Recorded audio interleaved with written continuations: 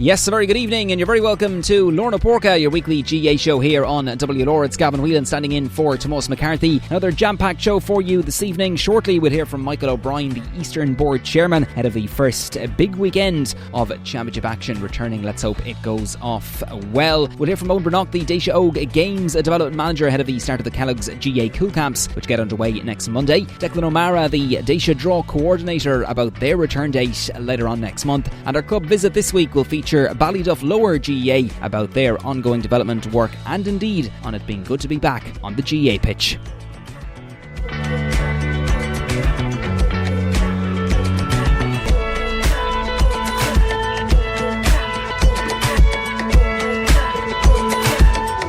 And yes, you're very welcome along to this evening's Lorna Porca GA show. It's the first big weekend, I suppose, of the return of club championship action, and we hope it goes okay for the various boards and indeed your club as well over the course of the weekend. Do respect the various protocols and the HSE guidelines which are in place. Delighted to welcome to the programme now Chairman of the Eastern Board, that's Michael O'Brien, who joins us on the line there. Michael, thanks for taking the call first off. No bother, Gavin. How are you, Mike? Not too bad, Mike, not too bad. I suppose it's been a while, Michael, but I suppose it's been great from, I suppose, your point of view, of course, of the Eastern Board planning for the return of championship action. I know you held your draws live there on your Twitter page recently, and the fixtures are out and clubs are looking forward to getting back out onto the field. I suppose it didn't seem possible a couple of months ago, but it is good to be back.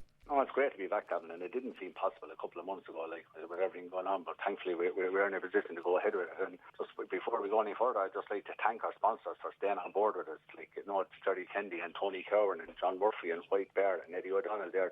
They're never found wanting when you need them there, and we'd just like to thank them again there, and thank Terry Kendi, Crash Bears, for the use of these premises to make the draws live, which is good, like, yeah, you know, so it's just great to be back, Gav, like, yeah, it's just a pity with the government guidelines that they weren't increased, and it's hard on people like that can't steal our team clubs playing, like, but like that's the way it is. The government make these rules and we have to abide by them, like, you know. Absolutely, yeah, it's well summed up indeed. I know it's going to be difficult on a lot of club personnel who won't get into games, and you know, some clubs I even heard were doing, you know, raffling tickets to decide who gets them as well. It's probably not an ideal way to go about it, but look, it's the times we're in, I suppose. Yeah, it's times we're in, like, it's not an ideal way to go about it, like, and as you said yourself, it's the times we're in, like, and it's just a pity that, as I say it again, that they couldn't increase it, but like, that's the care we're dealt with, and we just have to get on with it, like, and hopefully, like, you know, it'll go alright, like, and hopefully the people that do get into it will enjoy the matches and they'll be good matches. Yeah, fingers crossed indeed. And I suppose the standout one in the East, Michael, the weekend I was in Ballyduff Lower during the course of the week. They're going to feature on our club visit section later in the programme. They take on Dunhill, of course, in the Eastern Intermediate Hurling Championship, half 2 in Welch Park tomorrow. They played out that cracking semi-final in the East last year, and you know, two teams who'd be fairly familiar with each other. I suppose it was a big draw when it was made, and I suppose, you know, we have to bear in mind as well Dunhill have the addition of Bunmahan as well this year. Will that strengthen their challenge, do you think? Like the addition, like, you'll have the likes of Micheál Harney, it'll strengthen their challenge big time, and a few nice hurlers up there. Young Buckley's is up there, they're well able to hurl, they have good hurlers in Bulman, but like the match last year between Dunhill and Ballyduff was probably the standout match in the Intermediate Championship, like, and I think this one is very close to call. I don't think you could call it, like, you know, it'll be all on the day, and like, I think Ballyduff are going well, and they've Jack Kendi back hurling went for them as well, and they're Caleb Lyons there, and Jack Lyons, and they're like, Caleb Lyons is probably one of the best hurlers in the county at the minute, like, you know what I'm saying there, whereas Dunhill would have Eamon Murphy and Shane Casey, maybe goal threats as well, like, so it's going to be a great game, like, and I couldn't call it anyway, Gavin, to be honest with you, you know. Yeah, absolutely. We could be looking at the direct route, Mike, of maybe extra time and possibly maybe penalties. Yeah, we don't want to go down there. To be gassed to have it on the first day, wouldn't it? But they're look, the first for everything, though, I suppose. Yeah, well, I suppose there's a fair chance it will happen in some game this year. It's just that, you know, games are coming so thick and fast, aren't they? That's the game. It could happen in tomorrow, like, you know what I'm saying? Because I don't think anyone could call that game, like, you know what I'm saying to you. It's just a pity, but going back to the government guidelines again, that we can't get a crowd to get in and see it, like, because I think everyone in the county would like to see that game, like, you know what I'm saying to you. Yeah, absolutely, indeed. It takes on added incentive, I suppose, the fact, Mike, the winners advance to the next round, while the losers, you know, you play Ballygunner the following weekend, and you know, if you lose that game, your season could be over. Yeah, it could be over, yeah, and that makes all, like, we know how strong Ballygunner were in intermediate grade last year, like, and I'm sure they'll be stronger even still this year, like, you know, so people want to be avoiding them, they won't want to play them, so there's a lot at stake tomorrow, like, you know. Absolutely, yeah, bring it on indeed, half 2 in Welch Park. I know the crowd is going to be restricted, but I know we'll be keeping an eye on the game on WLR as well. Plenty of action as well, the junior B's and C's in year end of the county, and indeed up west as well, Mike. They're kicking off the weekend, and they're important grades as well for players as well, and you know, they're the first players back into action. Hey, yeah, they are important like to get in a game of hurling and enjoy a game of hurling, like, and which is very good for them, like the B's and C's, like, and they serve a great purse for two fellas like that wouldn't get near the junior A team or the junior or intermediate team. So like it's good for them to put on a club jersey and to be playing junior B and representing their club at junior C as well. Absolutely, yeah, absolutely. Well said indeed. And the Junior A Championship in the East, some great battles there over the last couple of years. Ballydurn, of course, very nearly got over the line. Very good county final with St Mary's last year. They were just edged out. They take on Ballygunner Sunday evening, I believe that is. That's probably the standout game in the Junior A, Michael. It would be, yeah. It'd be two strong teams. Like Ballygunner were in the semi-final, who Tramore beat them in the semi-final last year, and Ballydurn beat Mount Sion in the semi-final, and then Ballydurn beat Tramore in the final. So like it will be probably. I think it'll be as good a game as Dunhill and Ballyduff as well. Like, you know what I'm saying to you? There'll be two pretty good games. Like, and there's a hard one to call too, Ballygunner and Ballydurn. They'll be all going at it, but that's the drive we have, by. That's the way it is, Absolutely, yeah, absolutely. The game between Passage and Roanmore isn't taking place this evening, just to note that in case you were heading along to it. And look, I suppose to wrap up on it then, Mike, it's the first big weekend. I know there's a lot of protocols in place, but the clubs have been busy, divisional boards, county boards have been busy getting correspondence out, and anyone attending games, just go along in a vigilant manner, make sure you have your ticket and respect the guidelines and, support your club, I suppose, isn't it?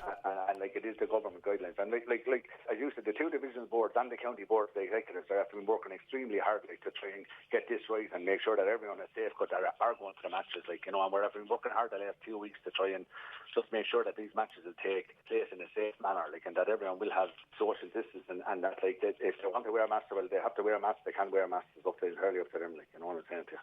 Absolutely. But I just would stress that people, I know they're few into the ground, that they will keep their social distance, and I would stress that, Absolutely, yeah. I know it's not going to be easy, but it's good to be back from a club perspective, and I know the dressing rooms and that are going to remain closed for another while. But I suppose people are now used to even training and playing challenge games, coming togged off, just straight out into the field, a quick warm up then, and straight back at it. And I'm sure fellas, have been locked away for long enough. They can't wait to let loose the weekend, and that might even contribute, to some high scoring games, etc. Because there's not a lot of form to go on going into these games. No, and that's what it is. It's just the fellas are so long away from it. But teams will be fresh anyway. That's one sure thing. And look, free flowing hurling. And last year, as you said yourself, for Ballyduff and Dunhill, it put up an awful score, so a great high score. So I'm sure the same is going to happen again tomorrow. You know what I'm saying? And as I said, it's a tough one to call. I couldn't call it myself, and as we're going on about extra time and penalties, I wouldn't be too surprised if that game did go to it. Yeah, absolutely. To be pretty unique indeed. Well, you've nicely teed up indeed, Michael O'Brien, Chairman of the Eastern Board. Many thanks for taking our call, and best of luck to yourselves now for the rest of the season. Thanks very much, Mike. Thank you. Bye-bye. We love Waterford. We are WLR. Yeah, big thanks to Michael O'Brien for that particular piece, and the best of luck to all clubs returning to action this weekend. I know plenty of divisional action at both ends of the county. The Borden Oak season kicked off earlier this evening as well with the Under-15 Hurling Championship, and I know on the ladies football front the Minor Championship gets underway with various fixtures on Sunday morning as well, so do hope everything goes off well, and the best of luck to your club and a safe return to action. The Senior Hurling Championship here in the Daisha gets underway in earnest next Friday evening. That's July 24th.